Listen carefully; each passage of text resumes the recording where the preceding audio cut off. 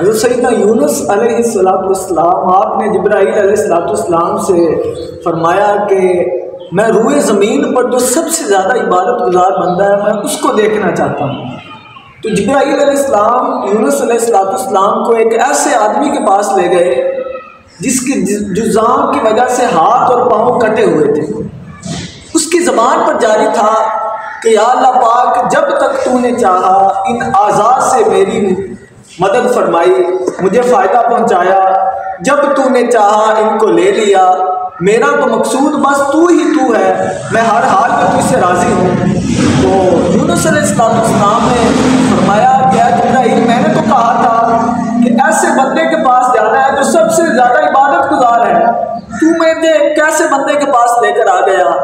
تو آپ علیہ السلام نے عرض کیا کہ اے اللہ کے نبی، یہ جو آدمی ہے یہ پہلے اللہ کا سب سے زیادہ عبادت گزار بندہ تھا، اللہ نے حکم دیا کہ اس کے ہاتھ پاؤں لے لیے جائیں، اب مجھے حکم ہوا ہے کہ میں اس کی آنکھیں بھی لے لوں۔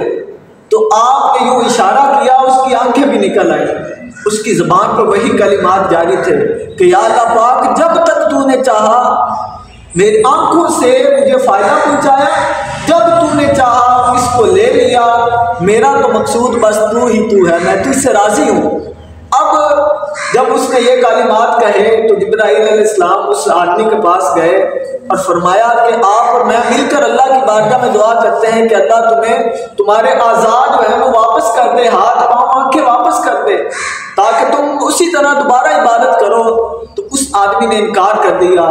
تو آپ علیہ السلام نے پوچھا کہ کیا وجہ ہے کہ تو کیوں نہیں دعا کرتا؟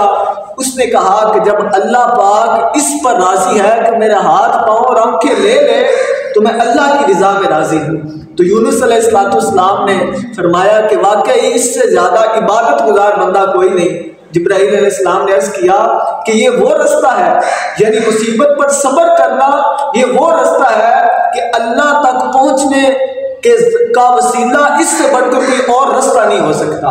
تو پیارے اسلامی بھائیوں، مصیبتیں، پریشانیاں، یہ تکلیفیں یہ آتی رہتی ہیں اور اللہ اپنے پیارے بندوں پر بھیجتا رہتا ہے۔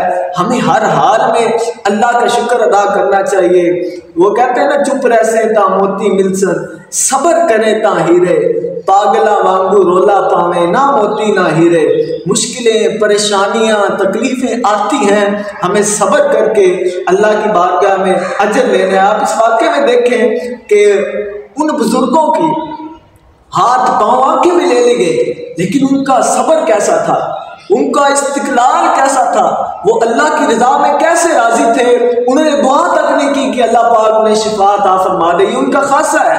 تو ہمیں چاہیے کہ ہمیں جب بھی مصیبت آئے، جب بھی پریشانی آئے، کوئی تکلیف آئے تو ہمیں صبر کرنا چاہیے۔ جے سونا میرے دکھ وچ راضی تو میں سکھ نو چلے پاواں۔ اگر اللہ پاک کی رضا یہی ہے کہ میں دکھوں میں رہوں تو پھر ہمیں اللہ پاک کی رضا میں اپنی رضا کو شامل کرنا چاہیے۔ جیسا اللہ پاک چاہتا ہے ہمیں ویسا ہی ہو جانا چاہیے۔ مصیبت آئے، دکھ آئے، پریشانیاں آئیں، چاہے جو بھی حالات ہوں، ہر حال میں اللہ کا شکر ادا کرنا چاہیے، مصیبتوں پر صبر کرنا چاہیے۔